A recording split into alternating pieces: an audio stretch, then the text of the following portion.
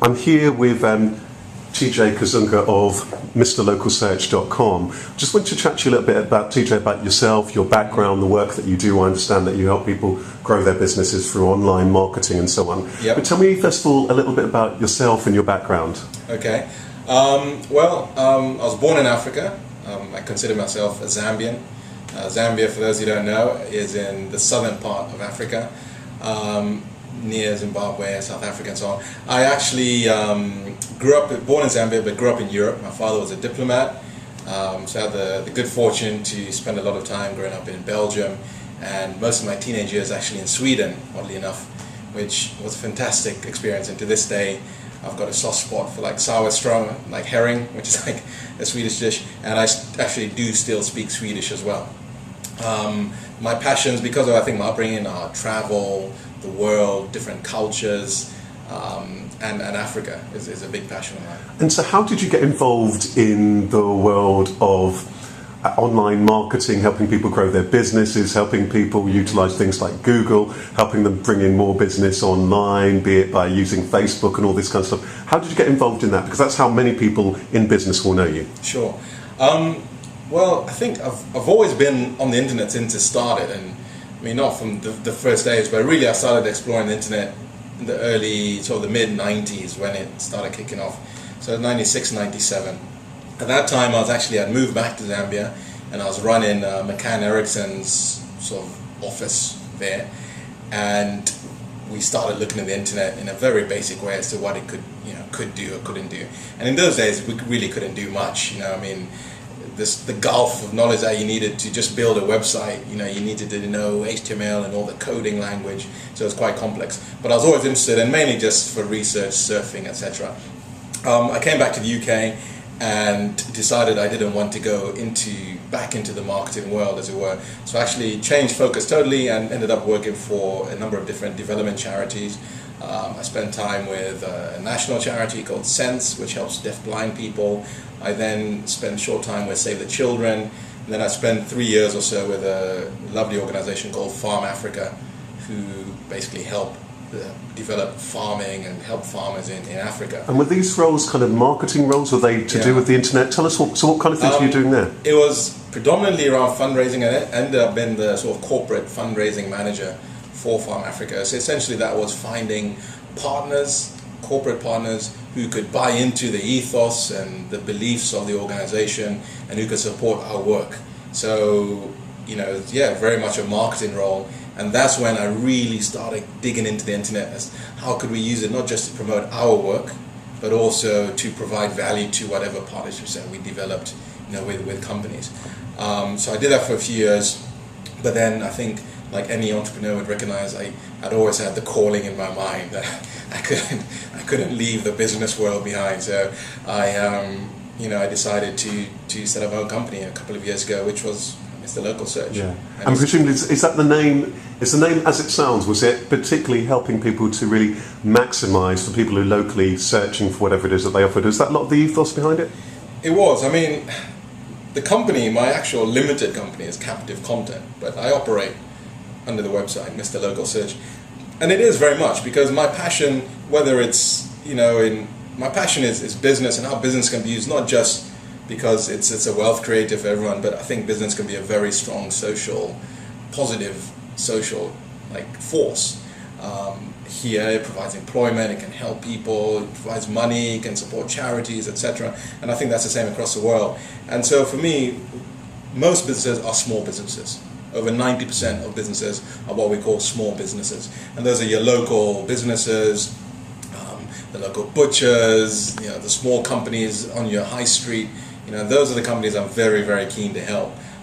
And not only because a lot of them need as much help as they can, particularly at this time. So Mr. Local Search came about because of that. And the fact is, more and more people are now using the internet to find local companies. They don't turn to the yellow pages anymore. So that's a big, big change. And what I find is a lot of these smaller businesses aren't really set up to take advantage of this trend.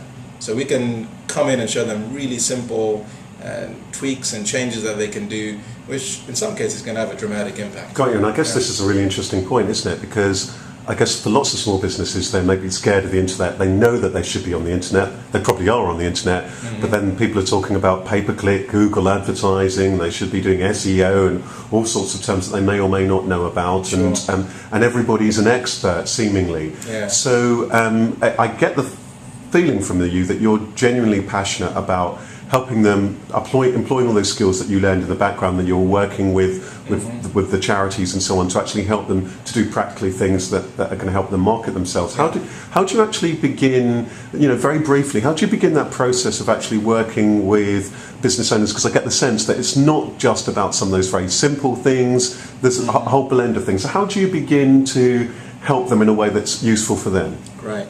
No, that's a really good question. And the thing is, I think it boils down to understanding. In marketing, as you know, Rash, there's no one-size-fits-all approach.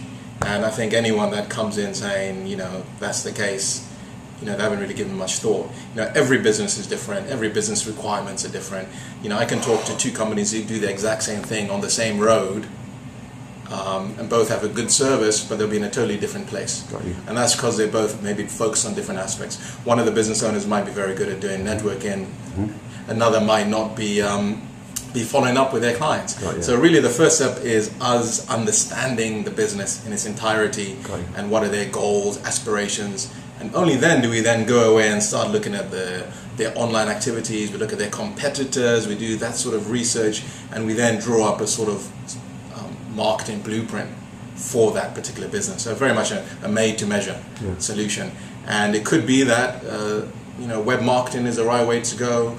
We could look at email marketing, or just following up with their past customers through direct mail even, or sending out postcards, or using a whole host of some of the new tools online like Facebook, one of my favorites for small businesses, and of course the really very, very popular text marketing, mobile marketing. Got you. Yeah. Before we close, I do want to ask you a little bit about some of the trends in online marketing and so on. And I'd imagine for lots of small businesses, they're nervous about some of the social media and so on, or they don't quite understand why it's so relevant. How do you square that with them? How do you help them to embrace these methods, or to understand what these methods, and can you briefly explain to us why they're important at all?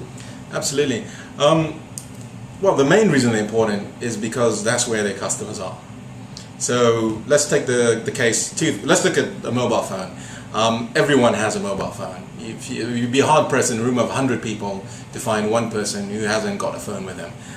Some people sleep with their phones. People will run home to get their phone if they forgot it.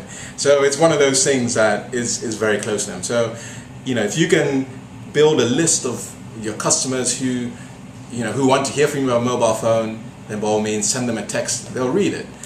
Same thing with Facebook. Half of the UK's population are on Facebook. Got you. So it's from those simple reasons, because that's where the customers are. It's a bit like, let's say, their customers are more likely to be in a supermarket than they might be, or on the high street rather than a side street. Is it essentially that kind of principle? It is the same principle. So you want to be where they are, but at the same time you want to add value to that conversation. So it's a whole another video looking at social media tactics, but really it's all about adding value to the conversation, making yourself visible, so your local branding, and using it to, another great technique is to use it to give out local offers, so coupons, special discounts, and drive people back to your business. Gotcha. And what for you have been the things that so far in business that you're most proud about in terms of the work that you do and in terms of helping people? Because I get this sense that it is also about helping people. What are the things that you're most proud about so far?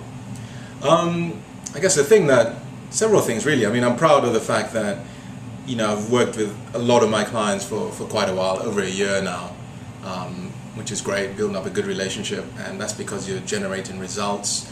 I'm proud when we can actually help a client make more money.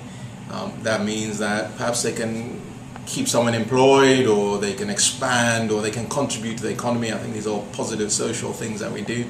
And even more specifically, one of my clients, actually I put up just a case study on my website just recently showing how we helped a client generate £14,000 in a month and they only spent £400. Wow. So And I'm proud of those sorts of things. Well, and it's interesting, isn't it? Because just before we close on that particular point, lots of people think when it comes to online marketing and web marketing and all the rest of it, they think a lot of it is just a con. They think a lot of it is just people saying this kind of stuff. But I get the feeling that if, from what you're saying, if some people do employ some actually practical and sometimes some sensible things, they can make money. Can you just very, very briefly just explain, for example, in that particular instance, what it is that you did? Because lots of people, this is one of the things that stops people from often coming to see experts like yourself. No, absolutely. Again, it boils down to it's common sense with marketing. I mean, you've got to make sure you have an offer that people want, and then find those people and present the offer in front of them. I mean, that's pretty much that's what it is. So in this particular case, these clients actually run a yoga school in South London, and they have a very good teacher training program. So they train people who would like to become yoga teachers, and it's a very exclusive, small class. They're looking for 10 people, and when I first started working with them, they didn't have any, and the course was due to start in 4 weeks. So very quickly, we didn't have a lot of time. We identified the offer, we found people who were interested in that, and we used Google AdWords, which is one of Google's sort of pay-per-click platforms, to very quickly put an ad in front of those people when they're searching for yoga training. As a result of that, they spent £400 with Google, and they quickly got 7 people to pay, £2,000 each to do the course. So, that's specific to that business, but the principles apply across the board for any business. Make sure you know what your offer is, make sure you know that people are looking for that offer, and then put the offer in front of them. I like that, and in fact that's a good place to leave it. Can you just give perhaps 2 or 3 other general tips for people if they are perhaps running a business and that they're either online or and they're not doing much with it, or they're wanting to grow their business? Just a few general tips of things for them to look out for. Sure. Again, I've got some great free stuff on the website which gives them some of the basics. There's no need to opt in. Yep. That's www.mrlocalsearch.com. Yep. But the number one tip I'll give is actually not even to worry so much about the internet right now. And the first thing to do is make sure you keep a record of your customers' contact details and people who just come into your premises or your shop. Make sure you keep their email, their address, and then follow up with those people. Just doing that alone could turn things around quite dramatically for many, many businesses. I like that. And I'm amazed by how many companies I speak to who don't actually write to their past customers, which is crazy. So there's some really simple things like that. Absolutely. Make sure you've got their contacts, make sure you're very clear about what you're offering, and then begin having that conversation about where your customers and so on. We'll have to leave it there, but a real pleasure to speak to you. Thank you, Rasheed. And all the best. And again, the website address for anybody who's keen to know a little bit more to find those free tools that you touched on. Sure, that's www.mrlocalsearch.com. Okay, thank you so much for your time. Thanks. Okay.